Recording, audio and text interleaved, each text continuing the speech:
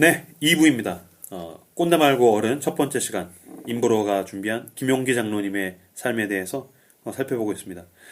해방 이전에 대해서 이제 1부에서 다뤘고 2부에서는 이제 해방 이후에 대해서 다루게 될 텐데요. 먼저 1부에서도 제가 이제 오프닝 때 질문을 해가지고 열띤 토론이 잠깐 오갔는데 2부에서도 질문이 있습니다. 근데 던진 질문과 네. 일부 발제와의 관계성을 못 찾았어요. 그게 다 완료되면 깨닫게 될 거야. 마치 큰 내 빅픽처가 있어. 종말론적이네요. 그럼. 네. 왜 임브로가 그 질문을 그래, 던졌나? 그렇죠. 떡밥 회수 잘해야 돼요. 이게 다 방송이 끝나고 나면 청취자분들이 그래서 임브로가 이 질문을 했구나. 진짜 그 여운이 아마 짙게 갔으면 좋겠는데 끝나고 그게 뭔 질문이냐 아무 상관없다 임마 뭐 그럴 수도 있겠는데 하여튼간 두 번째 질문. 자, 인간이 변할 수 있는가? 그렇다면 어떤 것이 변하면 사람이 변하는 것일까? 변하는 사람도 있고 안 변하는 사람도 있어요. 사람마다 달라. 오. 변화라는 걸로 단정 지을 수 없어. 그래요? 이게 되게 어렵다라고 생각한 게 살면서 어떨 때는 사람은 진짜 안 변한다 이런 생각이 들고 또 어떨 때는 사람이 참 환경에 따라서 유연하게 생각도 바뀌고 참 그때그때 변하는구나 이런 생각이 들잖아요. 그러니까 사람이 뭘 변해야 되는 건지 이런 걸 조금 더 좁게 물어봐주면 더 좋을 것 같아요. 좁게 손잡고 생각은 어떠신가요? 생각하기 싫은 거지. 묻다. 물으셨나요? 네. 믿다. 믿을 준비 되셨나요? 하다. 아멘. 깨알홍보. 제 생각은 아예 장난이고 제 생각은 뭐 변화할 수 있다, 변화할 수 없다라고 단선적으로 이제 대답할 수 있는 여지는 아닌 것 같은데 사람에게 있어서 변할 수 있는 영역이 있고 변할 수 없는 영역이 있는데 변할 수 있는 영역에 있어서 얼만큼 변하느냐에 대한 문제인 것 같고 어떤 사람 변할 수 있는 영역임에도 불구하고 안 변하는 사람이 있고 변할 수 있는 영역인데 많이 변하는 사람에 있는 차이인 것 같아요. 예를 들어서 기본적으로 타고난 품성이라든가 성향이라든가 그러니까 우리가 이제 뭐 쉽게 얘기하면 우스갯소리로 뭐 혈액형 뭐 이런 거 관련해서 뭐 얘기하잖아요. 그 타고난 어떤 혈액형하고 대비시켜가지고 그러니까 전혀 바뀌지 않는 부분이 있고 예를 들어 이제 가치관 같은 것들 그리고 문화적인 요소들 같은 경우는 아까 방금 얘기했듯이 이제 간절해지거나 막 죽음의 어떤 압력과 같은 어떤 강렬한 어떤 충격 혹은 이제 우리가 신앙 안에서 좀 얘기를 하잖아요. 주님을 뭐 만나고 복음을 받아들이고 그게 이제 거짓된 믿음이 아니라면 분명하게 어떤 기적적 요소도 있지만 그걸 이제 우리가 좀 드라이하게 얘기하자면 가치관이 변하다 보니까 어떤 삶의 어떤 이런 행실들도 조금씩 변화돼 가는 부분이 분명히 있는 것 같아요. 그래서 모르겠어요. 변화는 가능하되 쉽지는 않지만 분명히 변하는 부분이 있다. 저는 이 정도. 그러니까 이 부분 같은 경우는 이제 그 당시에 가난한 사람들의 삶을 변화시켜 주려고 어떻게 후려쳐서 얘기하면 인간 개조거든. 그러니까 의식 개조, 뭐 의식 혁명, 뭐 이런 거야. 그래서 사람들의 삶을 변화시키려고 평생을 그렇게 가난한 농건학교를 끌었던 사람이고, 그건 뭐 사실 이 사람뿐만이 아니고, 계몽주의 시대 때는 사실 그게 굉장히 편만한 의식이었잖아요. 사람이 변할 수 있다. 그쵸. 그리고 사람이 변해야 된다. 그럼 지금은 안 그러느냐? 지금도 사실 너무나도 많은 사람들이 어떤 자기계발서 같은 거를 읽는다든지 뭐 서점에 가면 다 그거잖아요. 너의 몸매를 변화시켜준다든지 너의 생각을 변화시켜준다든지 너의 자존감을 변화시켜준다든지 너의 언어를 변화시켜준다든지 뭐 자존감 수업, 뭐 언어의 온도 뭐 그런 거 아니겠어요? 그다음에 이제 교회에서도 복음으로 사람을 변화시킨다라고 이야기하는데 과연 사람이 변하는가? 그다음에 사람이 변한다고 했을 때 무엇이 변해야지 변하는 것일까라는 생각이 들었고 여러분들 이제 방송을 뭐 말미에서는 제가 내린 결론을 뭐 들려드릴 수 있겠지만 방송을 들으시면서 생각해 보실 것은 너무나도 많은 사람들이 사람이 변하는 부분에 대해서 관념적인 사고방식의 그 울타리를 못 벗어나는 것 같아요. 그러니까 예를 들면 뭐 마음이 변하면 사람이 변한다라고 생각해. 생각이 변하면 사람이 변한다고 생각해. 근데 사실 어떤 면에서는 행동의 패턴 같은 게 뭐 변한다든지 습관이 변하는 것이야말로 더 사람을 변화시키기에 가장 중요한 조건들이 아닌가라는 생각이 나는 이 김용기 장로님의 삶을 보면서 좀 생각이 들었어. 왜냐면 나는 가치관이 변해야 사람이 변한다라고 계속 생각하고 있긴 했는데, 아니 근데 몸이 변해야 이게 동시에 있는 거다. 둘 다 있는 것 둘다 같아. 있는 건데 이게 사실 되게 해묵은 논쟁이면서도 최근에 또 대두되는 논쟁이거든요. 뭐냐면 뭐 소위 말해서 뭐 주지주의냐, 주의주의냐, 뭐 이런 것들이 이게 뭐 지적으로 우리가 알면 변하냐, 뭐 의지로 결단하면 변하냐, 뭐 이런 어떤 논쟁이었다면 최근에 이제 대두되는 학자가 있어요. 제임스 스미스라는 학자인데 이 사람이 쓰는 일련의 책들이 뭐냐면 최근에 나온 책 제목은 습관이 영성이다. 그쵸. 거예요. 되게 고루한 제목이야. 고루한 제목인데 되게 잘 팔리고 있고 그분이 지었던 다른 책 읽으면서 저도 굉장히 이제 그러니까 소위 말해서 우리 임브로가 좋아하는 그 스타필드 거기 가서 그런 것들을 계속해서 경험하면 그런 가치관의 물들을 그렇게 살게 된다라고 굳이 제가 이런 예를 들었는데 뭐냐면 이분의 어떤 말은 그 제목이 담지하고 있죠. 습관이 영성이다. 그러니까 행동으로 습관화되면 그게 영성으로 가는 부분이 있는데 우리 지금 현대사회를 살고 있는 많은 사람들이 어떻게 생각을 하냐면 생각이 바뀌면 가치관이 변하면 뭐 마음이 변하면 그러면 삶이 바뀐다라는 어떤 이런 패턴의 어떤 생각을 갖고 있다라는 것이 꼭 그렇지만은 않다. 오히려 반대로 몸이 하다 보면 그것이 습관이 되고 그것이 본능적으로 체화되면 오히려 어떤 생각과 가치관에 영향을 미쳐서 바뀐다. 뭐 이런 어떤 뭐 이거든 저거든 네. 무엇을 향한 변화냐가 되게 중요한 것 같아요. 예전에 그렇죠. 우리 모교회 목사님이 항상 하던 말씀이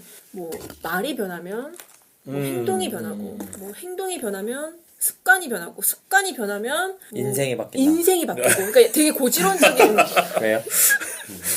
그러니까 이 변화의 목적이 뭐냐 이게 이거 핵심일 이게 수 중요한 있죠. 것 그렇죠, 같아요. 그렇죠. 근데 또 한 가지 더 이야기하고 싶은 것은 한국 사람들이 기독교를 너무 관념화시켜. 그렇죠. 그런 게 있죠. 유교와 기독교가 굉장히 큰 차이가 있는데 유교는 되게 관념적인 종교잖아요. 뭐 아까도 얘기했지만 양반 가만히 있는 사람, 그래서 사자 붙어 있는 사람들, 관념적으로만 있는 사람이 굉장히 고급한 사람이라고 생각했는데 기독교는 오히려 그 정반대 있죠. 굉장히 행동의 종교고 굉장히 몸과 노동을 굉장히 중요시 여기는데 현대의 한국의 기독교는 너무 관념화되어 가는 게 아닌가. 그냥 예배 한번 잘 드려서 마음에 감동이 있으면 마치 내 삶이 하나님의 뜻대로 움직여질 것 같이 수련회 가서 내 마음이 그냥 촉촉하게 젖으면 내 삶이 하나님을 향해서 움직일 것처럼 생각을 하는데 김용기 선생 같은 경우는 그런 면에서 이 이념과 사상과 동시에 행동을 바꾸는 것이 무엇인가에 대해서 좀 실제적으로 고민을 하면서 자신의 현장에서 이거를 이루려고 하지 않았나라는 생각이 들었어요. 어찌됐든 해방 이후에 대한 김용기 선생님의 삶에 대해서 이야기를 나눠보도록 하겠습니다. 1954년도에 해방 이후에 경기도 광주군에 가나안 농장을 세우고 이것이 1962년도에 가나안 농건학교가 됩니다. 근데 사실 요 이전에 이상촌 이후에 가나안 농건학교 전에 뭐 에덴향이나 뭐 또 어떤 공동체나 이런 게 저런 게 있는데 성공도 하고 실패도 하고 또 배신도 당하고 이런 게 있어요. 이분이 살면서 큰 개척을 뭐 한 4-5번 정도 하거든요. 이 사람 대단한 사람이야. 멋있다. 땅을 사서 집성촌, 그러니까 어떤 마을을 만들려면 돈이 있어야 되잖아. 그러니까 돈을 200원인가를 빌려가지고서 공사장에 가가지고서 장사를 해서 2년 동안 그 200원을 가지고 3,700원으로 불려요. 근데 이 사람이 장사를 하는데 그 장사를 하기 위해서 했던 원칙을 보면은 막 장난 아니야. 되게 현대적이야. 현대 경영학적인 어떤 이름표를 붙인다. 그 다음에 10분의 1은 교회와 사회 봉사를 위해서 쓴다. 100분의 1은 반드시 단골 손님에게 돌려준다. 이거 무슨 카드 쓰면은 마치 쿠폰 쿠폰 주듯이 마일리지. 마일리지 쌓이듯이 100분의 1은 반드시 단골 손님들에게 돌려준다. 그 다음에 뭐 오면은 뭐 먹을 차를 여름이든 겨울이든 마련해 놓는다. 이런 원칙 같은 걸 쫙 적어 놓고서 해가지고서 불려가지고 그 돈을 가지고서 마을들을 이제 개척을 하는데 근데 배신이 많았다. 배신이 많진 않았는데 한번 되게 잘 됐다가 거기서 한번 되게 큰 배신 한번 당하긴 해요. 그 경제적 실권을 가지고 있는 다른 목사님한테 배신을 당하고 다른 데 와서 마치 이삭의 우물같이 세운 곳이 이 경기도 광주군에 있는 가나안 농장이에요. 그래서 개척을 시작할 때는 나중에는 자기 가족 위주로 가요. 처음에는. 왜냐면 이제 가족은 배신을 하지 않으니까. 그래서 우리처럼 너희들도 해라라고 가지 다른 사람들을 데리고선 나중에는 하지 않는 모양을 보이기는 해요. 근데 그 교회가 아니죠. 여기 교회는 아니에요. 여기 교회는 아니고 그냥 공동체. 농장? 네네. 공동체 농장? 농장이고 공동체인데 나중에는 이게 이제 학교로 가죠. 그래서 처음에는 이 경기도 광주군은 가나안 농장이었는데 62년도에 가나안 농군 학교가 돼요. 그래서 가나안 농군 학교는 세 단어의 합성어입니다. 가나안, 그다음에 농군, 학교. 그래서 1번 가나안. 가나안은 말 그대로 이제 성경에 있는 그 젖과 꿀이 흐르는 가나안이에요. 그래서 아브라함이 하나님 말씀을 따라서 쫓아갔고 모세와 이스라엘 백성이 출애굽을 해서 추구해서 나아갔던 그 가나안이에요. 억압과 속박, 가난과 고통을 벗어나서 계속해서 추구해 나가야 할 곳으로서 가나안을 의미한대요. 재미있는 게 이 김용기 장로님이 말씀하신 게 가나안은 완료형이 아니라 진행형이라는 거예요. 그리고 이제 명사가 아니라 동사라고. 그러니까 여기가 가나안이다. 그리고 어떤 상태로서의 가나안의 완료를 향해서 나가는 게 아니라 끊임없이 그 가난과 자신의 게으름과 자신의 어떤 죄성들과 함께 싸우면서 나가는 동사로서의 가나안. 그래서 이것이 바로 가나안이래요. 근데 여기 관련 에피소드가 있는데 가나안 농군학교 근처에 이제 가나안이라고 써 있는 간판이 있었대. 근데 이 간판 근처에서 웬 트럭 기사가 트럭이 고장이 나가지고서 트럭을 세우고서 고치는데 계속 안 고쳐지는 거야. 하루 종일 고쳤는데도. 근데 앞에 보니까 간판에 안 나가라고 이제 가나안을 거꾸로 하면 안 나가잖아. 안 나가라고 간판이 써 있는. 그러니까 가나안이 거꾸로 읽어서 이제 안 나가. 근데 옛날에는 이걸 거꾸로 읽었잖아요. 그래서 안 나가? 그래서 화가 나서 그 간판을 때려 부쉈다라는 거예요. 가나안이라고 썼는데 안 나가라고 해가지고 때려 부쉈다. 이 이야기를 김용기 장로가 집회에서 이야기했더니 함석헌 씨가 이야기를 듣고 너무 즐거워했대요. 그리고 나중에 가나안 성도라는 단어를 이 함석헌 선생이 사용을 합니다. 아, 이렇게 역사가 오래된 단어예요? 응. 가나안 성도가? 응. 그 난 함석헌 요즘 선생이 요건 줄 난 양희성 씨가 사용을 만든 했어요. 줄 알았어. 아니야. 그래서 가나안 지금 가나안 성도에서 그 안나가 성도의 원조가 바로 이 김용기 장로라는 대박. 이야기가 아, 진짜? 있어요.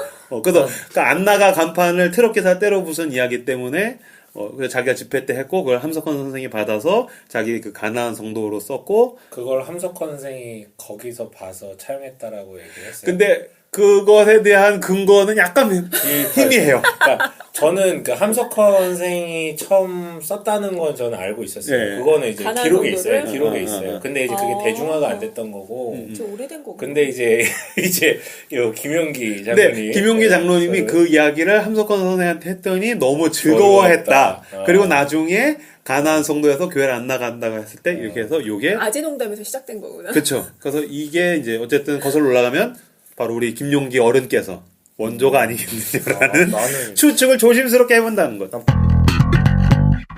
그다음에 이제 두 번째는 농군이에요. 농사를 짓는 군사인데 한국에 처해 있는 처참한 상황 중에 가장 위급하고 중요했던 게 빈곤이라는 거예요. 그래서 빈곤과 싸우는 것은 마치 전쟁에 나서는 것과 같다라는 의미에서 군사라고 합니다.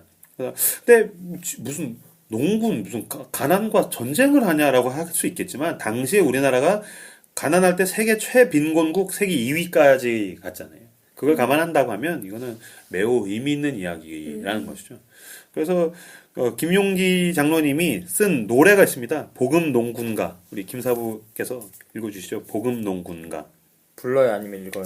부를 수 있으면 음을 붙여서 아세요? 힘차게 불러주세요.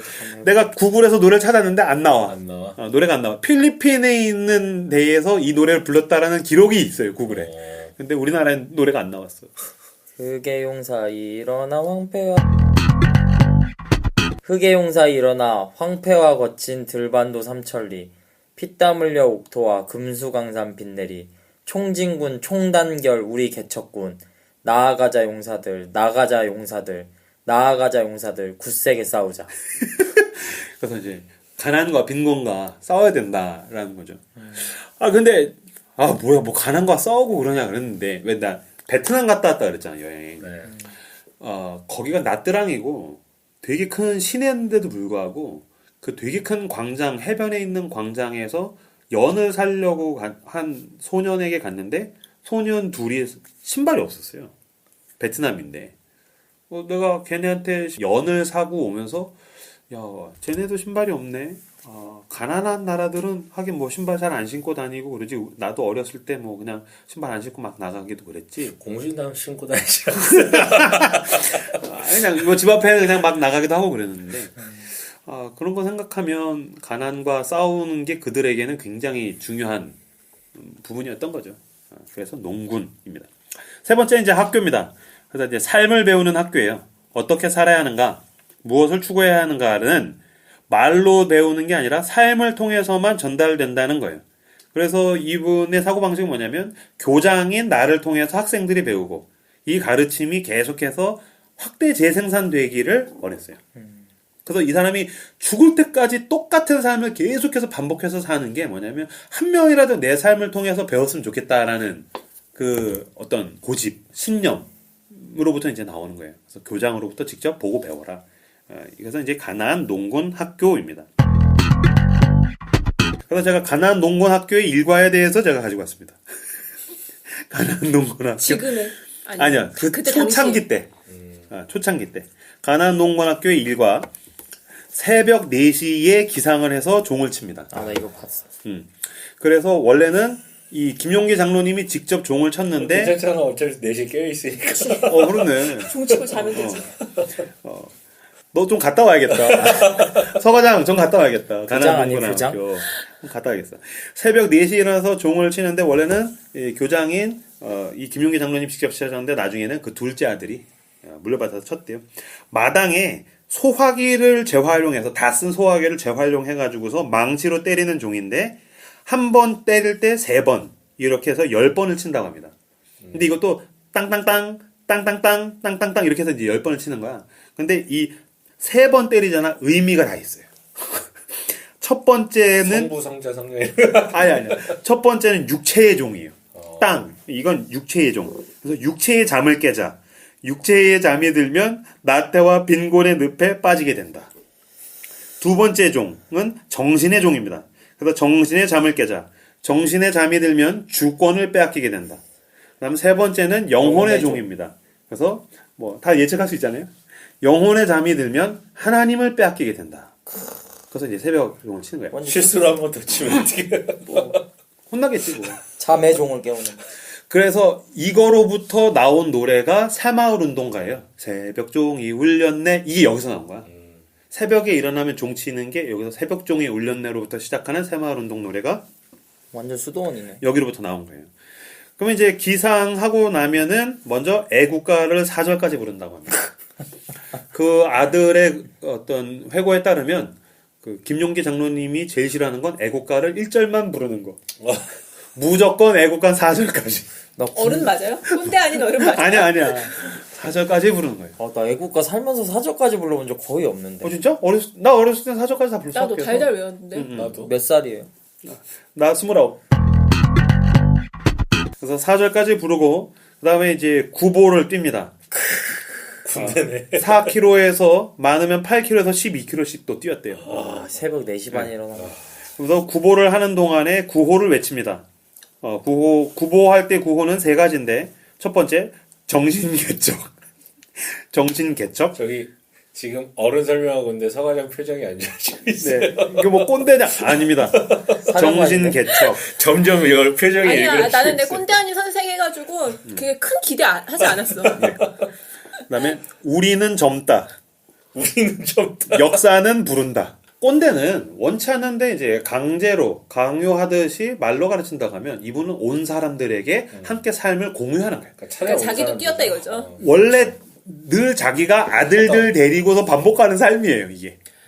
그러니까 본인이 집에서 사는 삶인데 누가 와 여기 대단해 와서 저도 가르쳐 주세요 하면은 4시에 일어나라. 땅땅땅 땅땅땅 하고서 정신개척 우리는 젊다. 역사는 부른다. 아니 이게 필요한 시대가 있었어요. 그럼. 그리고 서로 만나면 격려를 하는데 격리 구호는 개척이에요. 개척. 무슨 개척. 아니 근데 이게 되게 웃기게 들리는데 사실 군대에서도 약간 이런 시스템이 돼가지고 그 안에 있으면은 밖에 사람들을 보면 웃기잖아요. 관등 성명이 솔직히 뭐예요? 막 김용 기자님 얘기 들어보니까 그 만주군 그때- 세우고자는 욕망을 그때 좀 미련을 못 버린 것 같은데. 여기서 실현하시는 자기 것 같아요. 나라지 나라. 그렇지, 그렇지. 왕국. 왕국. 아 이러면 안 되는데. 좋게. 아니야, 너무 미화시키지 말자. 근데 7시부터 아침 식사 전까지 아직 아직 이거- 7시야. 7시 전이야. 미쳐버리겠다. 아직 서과장은 잠도 들기 전이야. 어? 이따 잠을 몇 시에 자나 한번 봐야 되겠어. 7시부터 아침 식사 전까지 아침 기도회를 하고서 식사를 합니다. 루터도 이것보다는 널널했겠다. 루터가 갑자기 생각나. 수도원 진짜. 루터는 뭐 잘 들어. 식사 구호를 들어야 돼. 식사하기 전에 구호가 있어요. 3가지입니다. 먹기 위하여 일하지 말고 일하기 위하여 먹자. 이게 첫 번째 구호고. 그러면 뭐야 난 일하기 싫은데 두 번째 구호입니다. 일하기 싫거든 먹지도 말자. 이 두 번째 구호가 있고 세 번째 구호. 음식 한 끼에 반드시 4시간씩 일하고 먹자. 근데 이게 김용기 장로님 평생 모토예요. 4시간 일해야지 밥 한 번 먹는 거야. 그러니까 뭘 먹는다는 건 4시간 일해야지 먹을 수 있는 것이다. 체격에 따라 밥을 주지 않고 일한 시간에 따라 밥의 그 양을 조절했대요. 아니 실제로 그랬대요. 아, 그래요? 그래서 이제 주식은 아까 말씀드렸다시피 일부에서 말씀드렸다시피 고구마, 쌀밥은 요리하는데 이제 시간이 걸리고 또 일제 공출의 저항에 대한 의미도 있어서 고구마. 해방됐잖아요. 독립했다면서요. 독립한 다음에도 음식은 똑같습니다. 1인당 고구마 1개, 빵 2개, 양젓 1컵, 옥수수 1개. 이게 약간 학대와 훈련의 경계를 왔다 갔다 하네요. 왔다 갔다 해요. 그래서 실제로 그 아들들의 회고에 따르면 자기 인생에서 제일 편했을 때가 군대에 있을 때. 약간 신안군 염전노예 막 이런 게 생각나. 아니야, 너 평하지 마. 너 지금 민족의 어른은 너 지금 너 가난과 평생을 싸우신 분을 너 귀를 닫았어요 지금 내 옆에서 보고 있는데 얼굴빛이 국제장이에요? 귀를 닫았어요. 아니야. 아니야, 이런 게 필요한 시대가 있었을 거라고 아니 생각. 주문을 외우지 마. 너 지금 주문 외우고 있다니까 지금. 그러니까.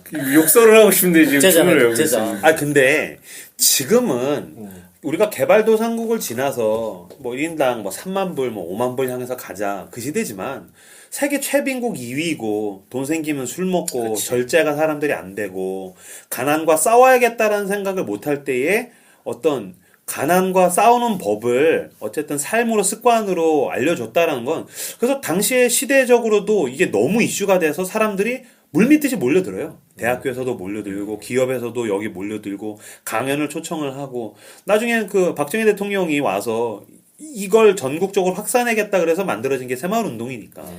그러니까 그 전 시대라고 생각을 하면 어쨌든 가난과 체계적으로 구조적으로 싸웠다라고 했을 때 그 여의도 순복음교회 목사님 이름 뭐더라? 조용기? 조용기 목사. 거기도 용기네? 아, 그래서 아까 용기 그랬구나. 내가 브레이브조라고 아, 그랬어. 조용기 목사님은 새마을 운동 자기한테서 따간 거라 그랬는데. 양쪽 용기가. 그쪽 용기보단 이쪽 용기. 그 다음에 이제 씻을 때에도 룰이 있습니다. 그냥 막 씻을 수 있나요? 아니죠. 치약은 3mm. 그 다음에 비누는 남자는 2번만 문지르고 여자는 3번 문지를 수 있습니다. 어떻게 2번 가지고 씻어? 그럼 왜 남녀를 차별합니까? 남자는 손이 커서 2번만 비벼도 충분하다. 같이 가지 않나 진짜.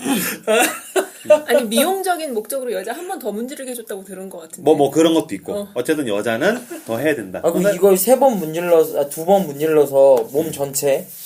뭐 그렇겠죠. 치약 3mm 진짜. 3mm. 그러니까 어떻게든 아껴야 된다라는 거야. 그러니까 사실 청취자분들도 지금 이제 웃으시겠지만 지금 아끼는 거 나는 의미 없다고 생각해. 그리고 지금의 경제적 관점에선 소비를 해야지 그게 촉진돼서 함께 잘 살 수 있는 것에 더 가깝지. 아낀다고 잘 살 수 있고 저축을 많이 한다고 잘 사는 건 아니죠. 개인이든 사회든.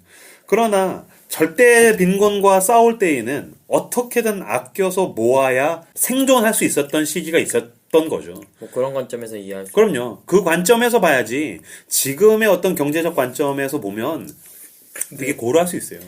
그런데요, 제가 그 아드님이 강의하는 걸 들었는데 거기서 그 얘기를 하더라고요. 뭐라고요?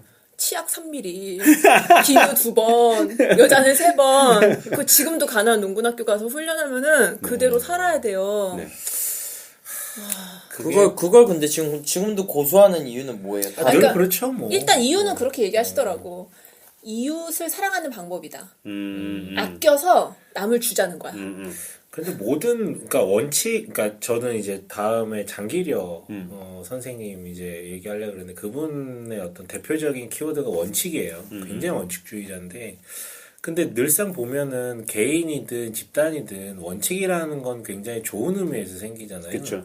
근데 그 원칙이 담은 가치를 이제 시간이 바뀌고 새로운 문물들이 생겨나고 사회가 바뀌어 나갈 때 어떻게 변형해서 쓰느냐가 그 집단이나 조직 한 개인의 어떤 성장과 발전의 어떤 중요한 지표가 되는데, 이거를 이제 잘 못하는 케이스들이 보통 이제 극단적인 원칙주의자들로 흘러가는 거고. 그치. 네. 그러니까 정신은 남겨두고 그렇죠. 방법을 다양하게 해야 되는데 네. 방법을 시대가 바뀌어도 계속 그치. 그게 이제 그러니까 나는 근본주의자들이 되는 거고. 뭐 지금도 여러분한테 뭐 치아가 3mm만 써라, 비누는 2번만 문질러라. 나도 그렇지 않아. 그리고 나는 소비를 굉장히 즐기는 사람이야.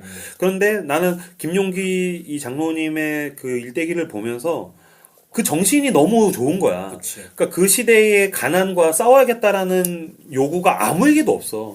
그리고 절대 다수의 가난한 사람들을 이 가난으로부터 벗어나게 해줘야겠다는 생각을 아무도 하지 않아. 근데 이 사람은 가난한 사람들을 모아서 가난과 싸울 수 있는 법을 어쨌든 개발해서 알려주는 거야. 그래서 한 사람 한 사람 가난을 벗어나게 해주는 거지. 그런 면에서 난 이분의 정신이 너무 귀하다고 생각하고, 우리나라에서는 뭐 80만 명 정도가 수료를 했다고 해요. 그런데 사실 지금은 한국 사회에선 가난한 농군학교가 큰 의미가 없을지 모르겠는데, 여전히 동남아시아의 가난한 나라들에선 이게 굉장히 유효하대요. 그래서 오히려 외국에서 지금 15개의 지부에서 동남아시아에서 가난한 곳에서 이게 굉장히 지금 각광을 받고 있다고. 그러니까 이걸 하더라고요. 자꾸 가난 극복 여기에 초점이 맞춰져서 우리랑 약간 동떨어져 있다고 생각할 수도 있는데, 그러니까 가난하면 약간 희망이 없어지고 의욕이 사라지잖아요. 그러니까 그걸 줬다는 게 더 의미가 큰 것 그럼요. 같아요. 그러니까 이렇게 싸워봐라. 이렇게 싸우면 뭔가가 된다. 뭐 그런 법을 알려줬다는 그러니까 완전 데서. 좌절하고 아무것도 안 하고서 그치. 무력한 사람에게 뭔가 살아갈 수 있는 힘을 그럼. 줬다라는 데 이제 의미가 있는 거죠. 그러면 리스펙. 그렇게 씻으셨으면은 이제 저녁 10시까지 노동입니다. 네? 10시요? 네, 몇 시, 저녁 지금 몇 시인데요? 아침 먹었으면 이제 중간에 점심 한번 먹고 하루 몇 저녁밥 시간 먹고 일하나요? 저녁 10시까지 노동이에요. 저녁 10시까지. 뭐 쉬는 시간도 없어요? 뭐 쉬어. 축구도 안 해? 죽으면 계속 쉬는 진짜 거야. 꿀잠 자겠다. 계속 몇 시까지 일하고 취침? 10시까지 일하고 취침이에요. 뭐 일찍 저녁 일어나잖아. 저녁 점호 같은 거 없어요? 있어요. 점호 있고 거의 군대 같은 식이. 그러니까 군인이야. 그래서 농군인이잖아. 그래서 군인처럼 삶을 반복하는 거예요. 그럼 그 군복무 기간이 얼마나 되는데? 그 아들들이 그러잖아. 진짜 군대 갔을 때 제일 편했다고. 평생이에요, 평생. 그렇게 해서 돈을 모아요? 네. 돈 누가 주는데? 그러니까 농사를 지어서 걷어들이는 돈. 그래서 그걸 가지고서 김용기 장로님 같은 경우는 계속해서 다른 사람들이 어떤 자생할 수 있도록 계속해서 확대 재생산 투자로 써요. 계속해서 투자를 해요. 그러니까 돈을 진짜 극단적으로 이제 안 쓰고 이걸 모아서 나눠주고 하니까 그게 극복이 되는 거구나. 단순한 방법인데 되게. 그렇죠. 근데 아까 이제 뭐 공사장에 가서 은행에서 200원을 빌려서 2년 만에 3,700원의 자산을 벌었다고.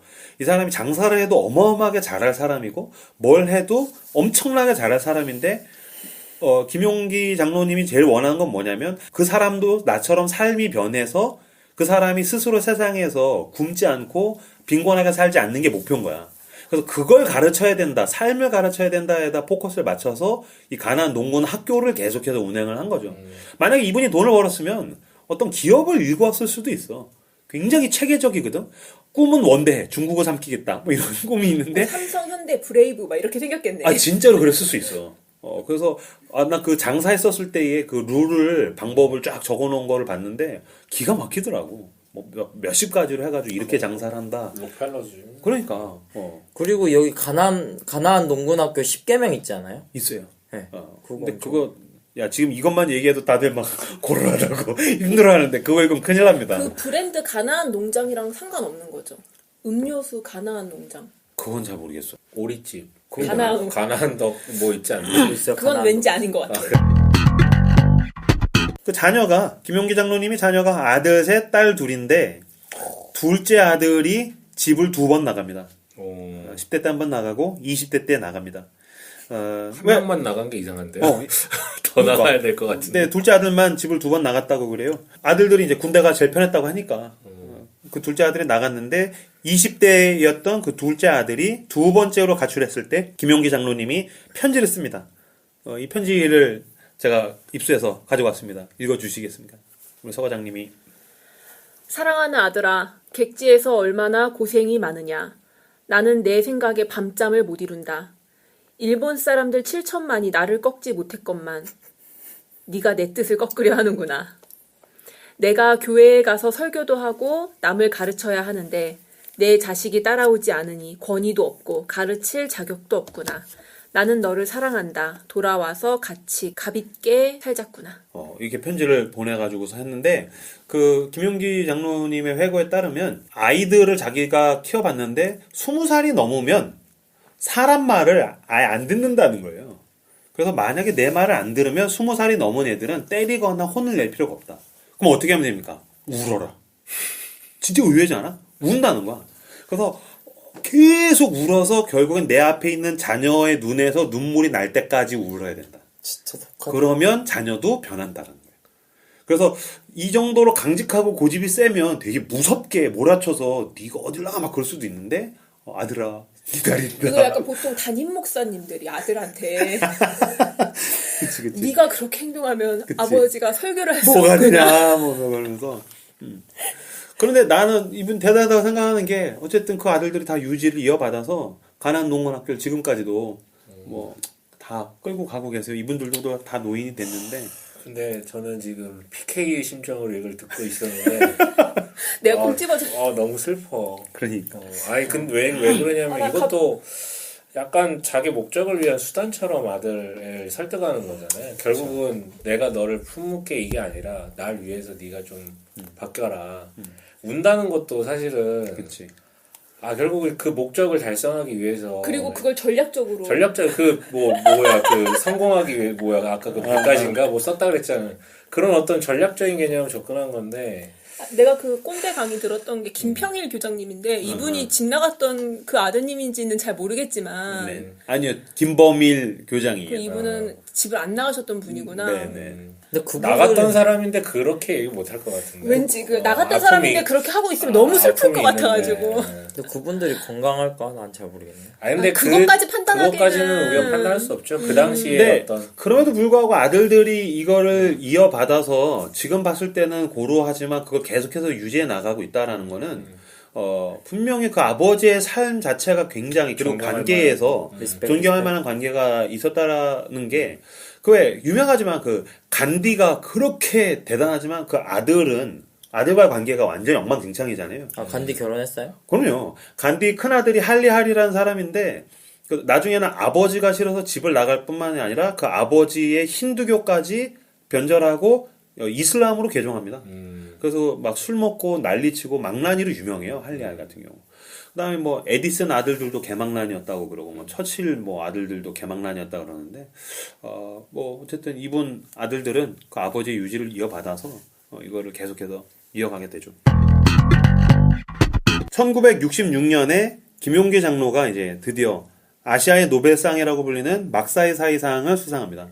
이 막사이 사이상은 뭐 지금은 조금 그 권위가 이제 떨어졌는데 이게 막 사이사이상? 이름이 막사이 사이예요. 그래서 지금 사이사이에서 다 그 옛날 개그를 하고 있는데 비사이로 비사이로 막가 이 개그가 여기서 왔대요. 아 진짜. 아 진짜로 오늘 뭔가 신빙성 아니야 자식들아 이놈들아 유해 시리즈를 지금 야, 세네개 이놈들. 터뜨리는데 아니야. 그래서 실제로 막사이로 뭐 사이로 막가 비사이로 막가 뭐 막사이 뭐 이게 도끼로 그 막가. 막사이 사이상 우리나라에서 장준하 선생도 받고 많은 분들이 받았어. 그래서 대학생들에게서 나온 아재 개그가 그때 뭐 비사이로 막가 뭐 막사이로가 뭐 그런 게 개그. 일본 사람이에요?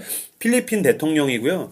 필리핀에서 굉장히 이름이 있고 훌륭한 대통령이었는데 이 양반이 돌아가시면서 미국에서 록펠러 재단에서 돈을 내가지고서 상을 건립을 했어요. 그래서 이걸 이제 1966년도에 김용기 장로님이 이걸 받게 됐다고. 어떤 사람들한테 주는 상인데요? 그러니까 말 그대로 이제 어떤 평화라든지 사회에서 공헌한 사람들에게 주는 상이에요. 그래서 정부에서 그 가난 농문학교에 와가지고서 이제 얘기를 했다는 거예요. 그래서 김용기 장로님이 아시아의 노벨상이라고 불리는 막사의 사회상을 받게 되었습니다. 그랬더니 그 농장에서 그때 고구마를 이제 막 캐고 있었는데 모든 사람이 환호성을 지르면서 막 아버님 축하드립니다. 막 그러면서 막 와 교장 선생님 축하드립니다. 장로님 축하드립니다. 그러는데 김용기 선생은 계속 고구마 캐고 있어요. 계속 그냥 고구마를 캐줍니다. 포커페이스네요. 네. 그래서 정부에서 나온 사람이 이제 말했습니다. 이제 곧 출국이니 양복도 맞추시고 구두도 하시죠. 그리고 아들도 옆에서 거들었습니다. 아버지 양복 맞추시죠. 왜냐면 이제 맨날 농사 지으니까 얼굴은 새까맣고 손은 상처투성이로 이제 거칠고 체구도 작고 그래서 그냥 누가 봐도 시골 촌부인 거예요. 시골엔 그냥 농부. 그렇기 때문에 이제 세계적인 인사들이 모이는 자리에 그렇게 가면 안 된다라고 이제 아들이 만류했다는 거예요. 그렇게 가시면 안 돼요, 아버지. 그랬더니 아버님이 막 역정을 내셨다는 거예요. 그러면서 이렇게 얘기합니다. 농부인 것이 부끄러운 것이냐? 농부가 농부 옷을 입는 것은 당연한 것이 아니냐? 아들마저 나를 이해 못한다면 누가 나를 이해한단 말이냐? 나는 두루마기를 입고 갈 테다. 그래서 나는 고무신에 두루마기 입고 가겠다. 고집을 부렸대요. 아들이 그 후에도 계속해서 양복 입으세요, 구두 사세요 그랬는데 아니다. 결국엔 한국에서 입으시던 두루마기를 입으시고 아들과 함께 마닐라로 갑니다. 시상식장에 들어가서 아버님은 이제 앞에 단상에 앉아 계시고 아들은 관중석에 있는데 너무 창피했대요, 아버지가. 그래서 창피해가지고 고개를 이렇게 숙이고 이제 아버지 때문에 국제적인 망신을 당하게 되겠구나. 한국이 아버지가 국제적인 망신을 당하시겠구나 라고 생각을 하면서 야, 저 고집을 어떻게 하냐 막 그런 생각을 했대요. 얼굴은 못 들고 있는데 사회자가 이제 이름을 불렀대요. 용기 킴 하고 불렀더니 아버님이 천천히 걸어 나오셔가지고서 수상소감을 말합니다. 이렇게 말씀하십니다. 나는 농부이기 때문에 두루마기와 고무신을 신고 왔습니다. 평생을 이렇게 입었습니다. 하지만 나도 이 옷과 신발을 벗을 날을 오기를 기대하고 이를 위해서 일할 것입니다.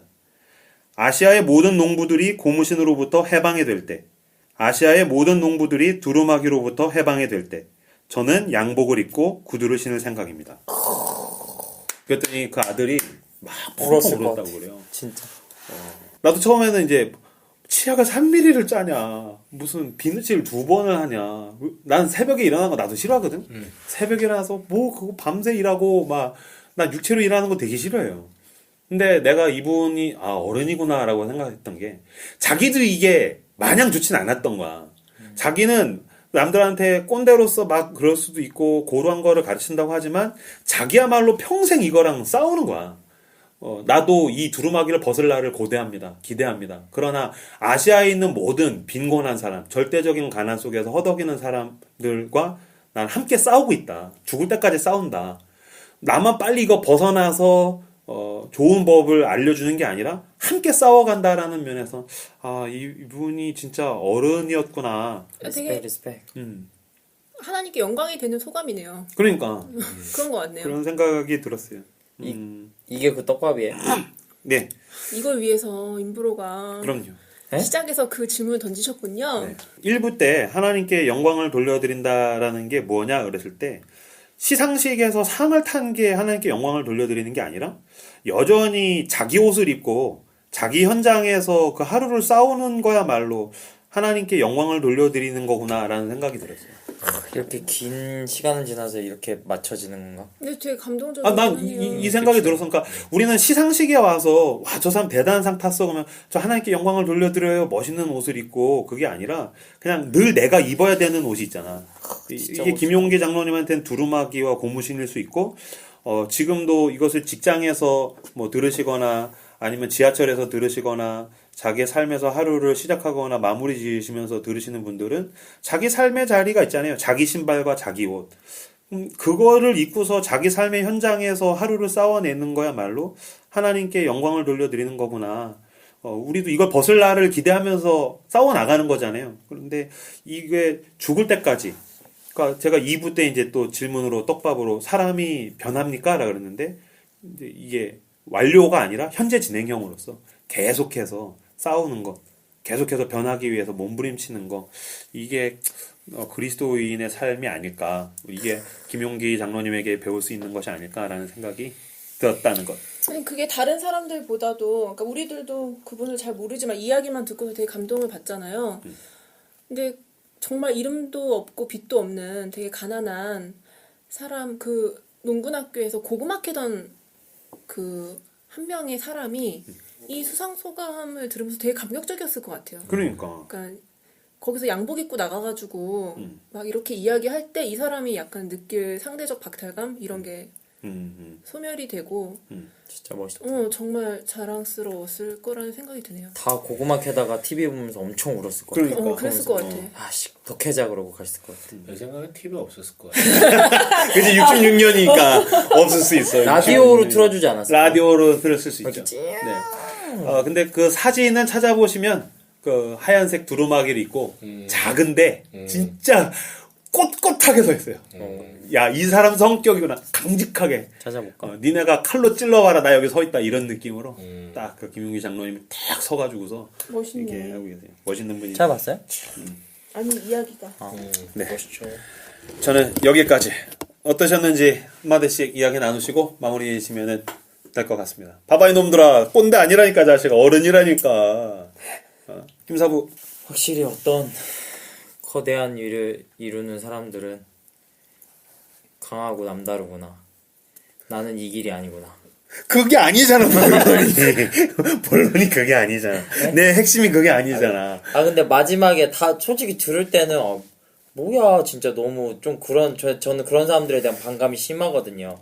왜냐면 그렇게 좀 강한 사람들은 뭔가를 이루는데 꼭 주변 사람들을 다치게 하니까 그래서 되게 싫은데 마지막에 듣고선 그러니까 이 사람이 그렇게 강하게 밀어붙였던 이유가 만약에 본인의 어떤 성취나 그런 단순히 이제 뭐 하나님께 영광 돌린다는 명제를 위해서 타인들을 그렇게 희생시키는 거였으면은 끝이 그렇게 끝났으면 진짜 역시 이런 사람들 너무 싫다고 그랬는데 마지막에 수상소감을 딱 듣는 순간에 마치 넓은 바다에 서 있는 기분이랄까 그런 넓은 사람이구나 어른 인정 리스펙 그런 생각이 들었습니다. 사람이 살아가는 방법은 굉장히 다양하잖아요. 뭐가 옳고 뭐가 그르다라고 구분할 수 없는데 그런 걸 뛰어넘어서 이분 삶의 그 진정성을 오늘 확인한 것 같고 그러니까 제가 그 아드님 강의에서 치약 3mm 이야기 그 에피소드를 들었을 때는 싫다 약간 이런 거부감. 왜냐면 다른 에피소드랑 같이 합쳐져서